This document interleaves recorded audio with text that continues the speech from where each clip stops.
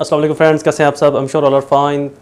मैं हूं आपका होस्ट, आपका दोस्त मुबशर इकबाल चौहान। 5 क्वेश्चन हमारे पास हैं, बहुत ज़्यादा मशहूर हैं माशरे में, सोसाइटी में। तकरीबन मुझे हर दूसरे दिन इन 5 में से 5 या 2 क्वेश्चन तो ज़रूर पूछे जाते हैं।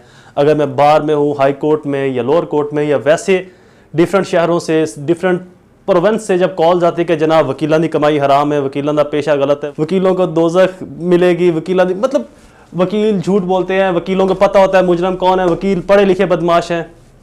वकालत का प्रोफेशन स्टार्ट कब हुआ था? ये 5 क्वेश्चन आपको भी ज़रूर सुनने को मिलते होंगे। इन्हीं 5 के आज मैं डिटेल, लॉजिकली, ब्रीफली, शरीयत से, अहादीस से जवाब देने वाला हूँ। किसी भी शख्स को दोबारा से इन क्वेश्चंस को आपसे पूछने की ज़रूरत पेश नहीं आने वाली। और अगर कोई आपसे ये क्वेश्चन पूछता है, एज इट इज़ इनके आंसर ऐसे ही दीजिएगा जैसे आज मैं आपको बताने वाला हूँ। पहला, वकालत का प्रोफेशन स्टार्ट कब हुआ था? इस क्वेश्चन से स्टार्ट करेंगे। लेक्चर स्टार्ट करने से पहले एज़ यूजुअल, अगर आप मेरे YouTube channel law and communication skills के ऊपर नए हैं तो रेड बटन को क्लिक करके मेरे चैनल को सब्सक्राइब करना, साथ में ही बेल आइकन को प्रेस करके ऑल नोटिफिकेशन करना भूलें, ताकि ऐसे ही फर्दर तमाम इन्फॉर्मेटिव लेक्चर्स आपकी एक्सेस में रहें और उनके नोटिफिकेशन आपको बर वक्त मिलते रहें, ताकि ऐसे ही इन्फॉर्मेटिव और detail full of knowledge lecture आपको मिलते रहें और उनसे आप मुस्तफ़ीद होकर ज़माने माशरे के अंदर अपना नाम रोशन कर सकें। शुरू करते हैं हमारा लेक्चर। वकालत का पेशा स्टार्ट कब हुआ था? बेसिकली इसकी जो हमें हिस्ट्री मिलती है, अगर हम गूगल को या विकीपीडिया को या डिफरेंट और ब्राउज़र्स को सर्च करें या और हम पुरानी जो बुक्स को पढ़ें, तो ये हमें ग्रीक के ज़माने की, यूनान, ग्रीक, लातीनी हिस्ट्री में ये जाके मिलता है। यानी कि कोई अप्रॉक्सीमेटली 5000 साल पहले वकालत के प्रोफेशन की हिस्ट्री हमें मिलती है। होता ये था कि हर शख्स अब चर्ब जुबान, कॉन्फिडेंट नहीं होता, बात करने का हुनर, टैक्ट नहीं जानता कि मैंने कब, कहाँ, कैसे, कौन सी बात करनी है। हर शख्स की कॉमन सेंस इतनी मजबूत नहीं होती कि मैंने इमीडिएटली किस बात का क्या जवाब देना है, क्या रिप्लाई करना है। तो कदीम अदवार में होता क्या था कि लोग जो अपने काम करते थे, अपनी किसी मसाइल को, और दूसरा उन अदवार में ये कोर्ट सिस्टम तो था नहीं। वहां पर आपने अपने अगर मसले मसाइल करने हैं तो बादशाह की अदालत में, जहां पर बादशाह का या हुकूमत वक्त का दरबार लगा होता था, वहां पर या किसी वजीर के दरबार में जाकर आपको बात करना पड़ती थी। अब आम लोगों के अंदर इतना कॉन्फिडेंस, इतनी कम्युनिकेशन स्किल्स नहीं होते थे, वो अपनी बात को आगे कन्वे नहीं कर पाते थे। और फिर जाहिर बात है, अगर हम, आप और मुझसे भी, अगर मैं और आप भी इस बात को माने कि आज हम किसी हुकूमत वक्त के सामने खड़े हों, तो एक आम बंदा उसके सामने बात नहीं कर पाएगा, कंफ्यूज हो जाएगा। जो बात कहनी है वो भी नहीं कह पाएगा, जो बात करनी है वो भी नहीं कर पाएगा, जो अपना हक उसने मांगना है वो हक नहीं मांग पाएगा। तो इससे वो अपना नुकसान करता था। तो होता क्या था, लोग कुछ लोगों को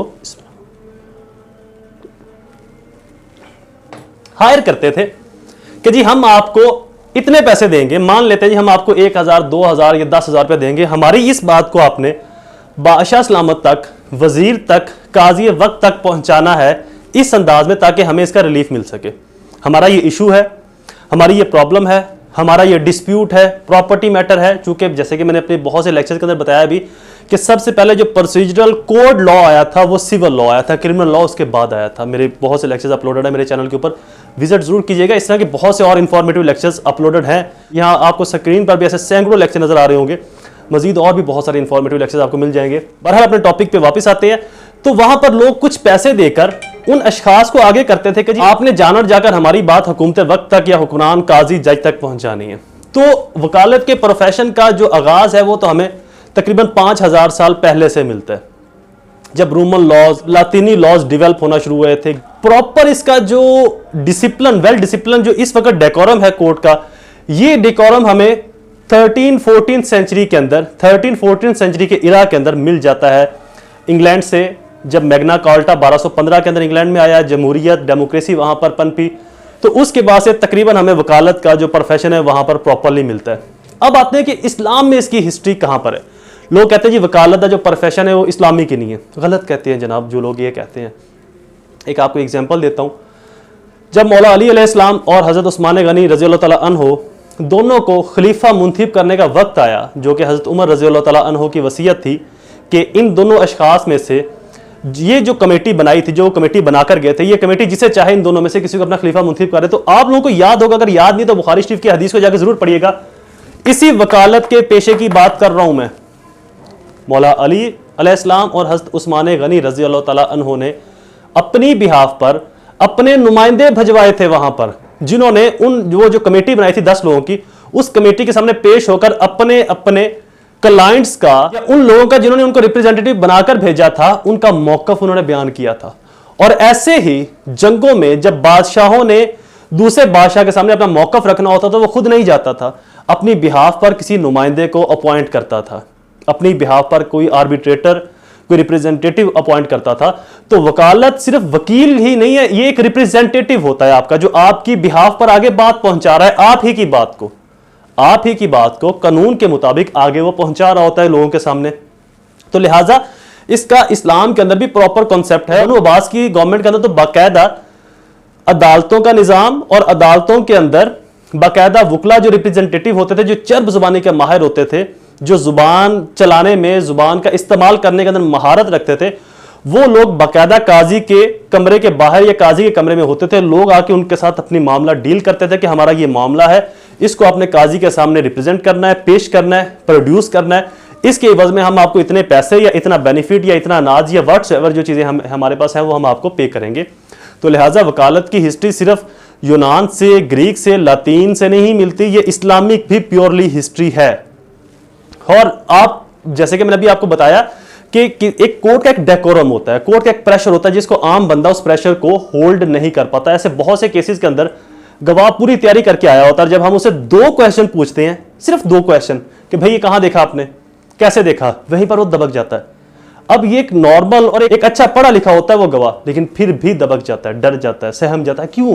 कोर्ट का एक डेकोरम है, काजी का, जज का एक प्रेशर होता है, एक डेकोरम होता है, हुकूमत वक्त का एक प्रेशर होता है। उस प्रेशर को हर शख्स बिल्ड नहीं कर सकता। लेकिन वकला चूंकि डेली जजेस के सामने पेश होते हैं, डेली उनके सामने केसेस के अंदर अपीयर होना, बातें करना, डिस्कशन करना, उनके सामने कॉन्फ्लिक्ट आ जाना, बहस मुबासा करना, आर्गुमेंटेशन करना, तो वकील और जज आपस में इजीली बात कर सकते हैं, एक दूसरे को अपनी बात समझा सकते हैं। तो लिहाजा इसलिए भी वकील को मुंतखब किया जाता है ताकि ये हमारी बात को आगे पहुंचा सके। तो वकालत का प्रोफेशन इस्लामिक भी है और कदीम अदवार के अंदर इसकी हिस्ट्री पाई जाती है। अगला क्वेश्चन जी, वकील की कमाई हराम है। जैसे कि मैंने आपको बताया कि अगर कोई शख्स अपना टाइम बचाने के लिए, बिजनेस बचाने के लिए, फॉर एग्जाम्पल एक शख्स मेरे पास आता है, वो आकर मुझे कहता है जी मैंने फलां बंदे को 10 लाख रुपया दिया था, लेकिन अब वो मुझे पैसे वापस नहीं कर रहा।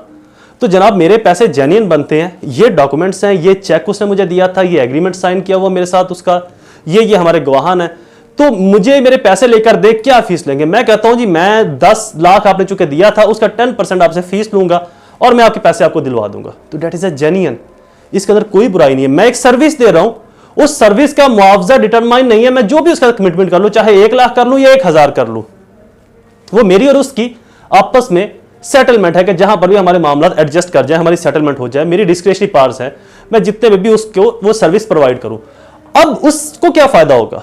उसको फायदा होगा कि उसको लेटेस्ट केस लॉज का नहीं पता, उसको लॉज का नहीं पता, उसको कोर्ट के अंदर आने जाने का नहीं पता, कोर्ट के डेकोरम का नहीं पता, जज के सामने बात कैसे करनी नहीं पता, अपनी बात को पेश कैसे करना है, अपनी बात को यूनिकली और फेयरली कैसे जज के सामने रखना है, ये चीजें उसको नहीं पता। सेकेंडली, वो शख्स एक बिजनेस करता है, वो अपना बिजनेस छोड़कर कोर्ट में आएगा, सारा दिन वेस्ट करेगा, उसको पेशियों का नहीं पता, उसको केस फाइलिंग का नहीं पता, उसको आर्गुमेंटेशन का नहीं पता, अपना काम, अपनी दिहाड़ी, अपनी मजदूरी छोड़कर वो जब कोर्ट में आएगा तो अपना टाइम भी वेस्ट करेगा, अपनी मनी भी वेस्ट करेगा।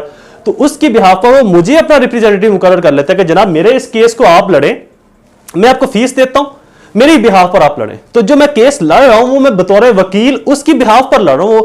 वो केस मैं मुबशर इकबाल चौहान नहीं लड़ रहा, वो केस मैं उस क्लाइंट की बिहाफ पे लड़ रहा हूं। मैं वो क्लाइंट हूं उस वक्त, जब मैं कोर्ट में खड़ा हूं मैं वो क्लाइंट हूं।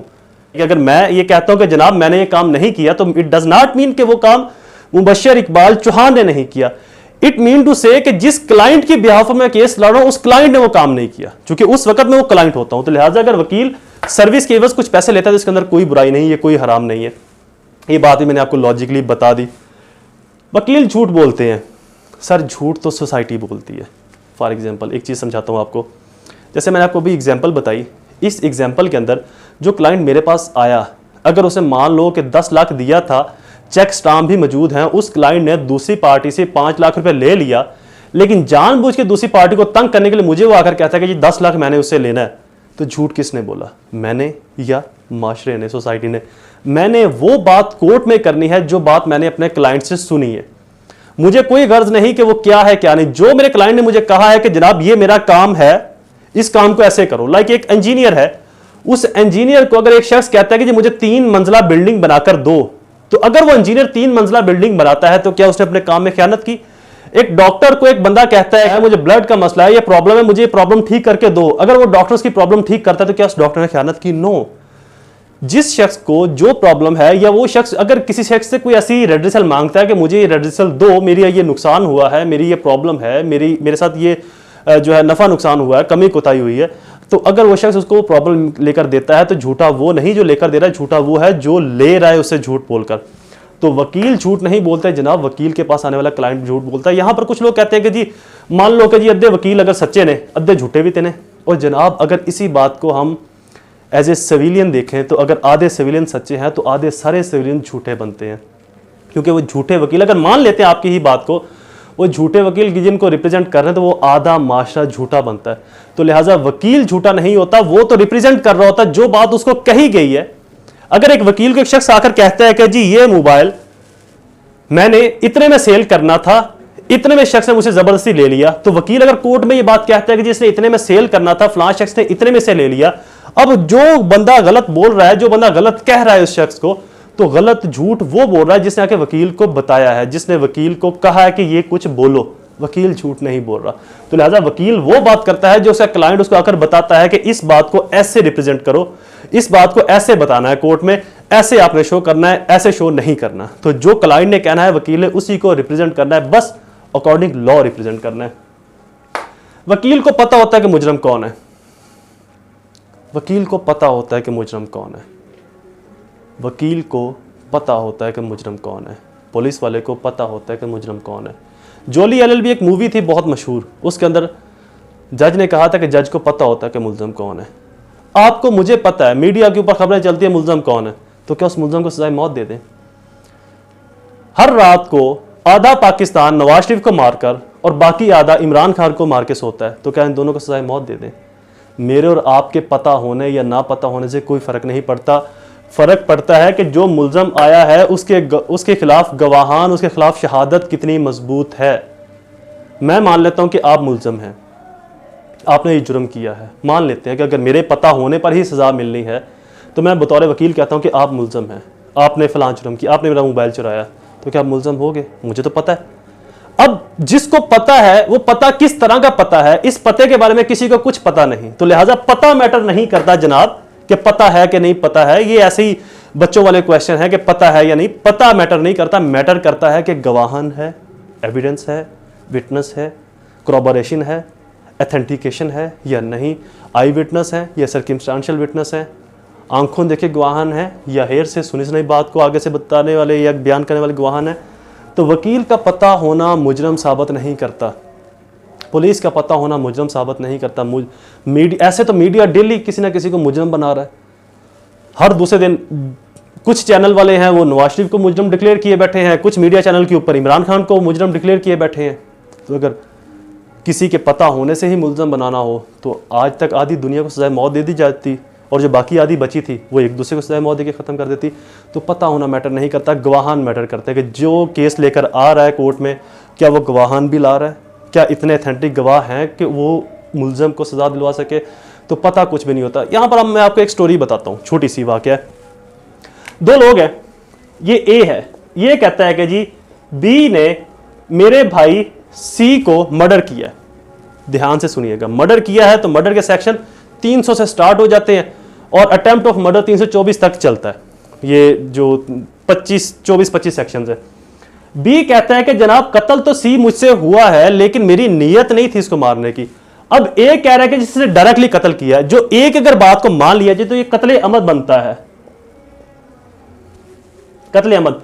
बी कह रहा है कि जी कत्ल तो हुआ है सी लेकिन मेरी नीयत नहीं थी सी को मारने की, मेरी नीयत मारने की थी ही नहीं, गलती से हो गया, फायर चलाया था मैंने, मुझे नहीं पता था कि सी आगे खड़ा है, ये छत पे खड़ा है, मैंने इससे हवाई फायर किया, सी ने आगे सर किया होता अपनी छत से, इसको फायर लग गया यहां पर और सी की मौत होगी।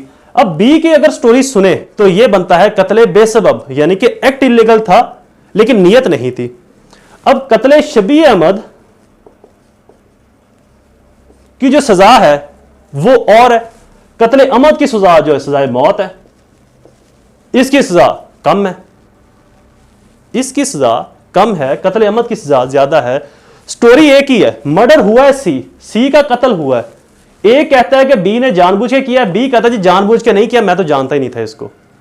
अब ए अपने वकील को जो बताएगा, वकील ए के वकील ने वो साबित करना है जो ए ने बताया कि जी मेरे भाई को बी ने ही कत्ल किया है, तो इसी को सजा होनी चाहिए। बी वकील कर लेता है मुझे फॉर एग्जांपल, तो बी ने जो मुझे बताया है मैंने उसको साबित करना है।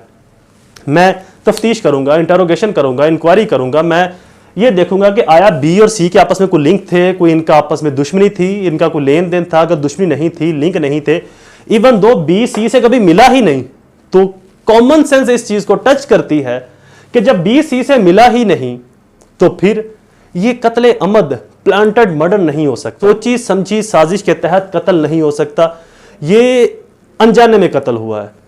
अगर तो इसके अंदर मोटिव ही कोई नहीं है, इसके अंदर बेनिफिट ही कोई नहीं है बी को मर्डर करने का, मोटिव कोई नहीं है बी के पास मर्डर करने का, तो ये प्लांटेड मर्डर नहीं हो सकता। तो मैंने इस चीज को साबित करना है। ए के वकील को जो ए ने बताया, ए ने उस वकील ने वो साबित करना। अब इस तमाम सिनेरियो में मुझे बताएं कि गलत कौन और सही कौन। वकील क्या करते हैं? क्या वकील गलत करते हैं या वकील को बताने वाला गलत करता है? नहीं जनाब, वकील गलत नहीं करते। वकील ने वही बात करनी है जो उसको उसके क्लाइंट ने कहना है, जिसके लिए उसके क्लाइंट ने उसको फीस देनी कि जी मेरा ये काम है, आपने ये करना है। बी कहेगा कि जनाब मुझे छुड़वाओ, मैंने ये कत्ल नहीं किया। ए कहेगा कि जी ये कत्ल बी ने ही किया। केस आपके सामने है कि वकील झूठे हैं या वकील को बताया झूठा जाता है। अगली चीज, वकील पढ़े लिखे बदमाश होते हैं। ये मुहावरा अक्सर सुनने को मिलता है जब भी किसी सेरेमनी में जाएं, किसी शादी हॉल में, किसी मैरिज सेरेमनी में, किसी बर्थडे सेरेमनी में, किसी बर्थडे पर किसी दोस्त की बर्थडे पर जाएं और वहाँ पर कुछ ऐसे लोग मिल जाएं जो लॉयर्स नहीं हैं, किसी और फील्ड से बिलोंग करते हैं, तो ये फ़िक्रा मुझे ख़ुद को भी सुनने को बारहा मिला। दरअसल वकील बदमाश नहीं होते। होता क्या है कि वकला को आम लोगों की निस्बत अपने राइट्स का, लॉज का ज़्यादा पता होता है। फॉर एग्ज़ाम्पल, अगर कोई शख्स मेरी गाड़ी का शीशा तोड़ देता है तो मैं उसके खिलाफ डैमेजेस का सूट फाइल कर सकता हूँ।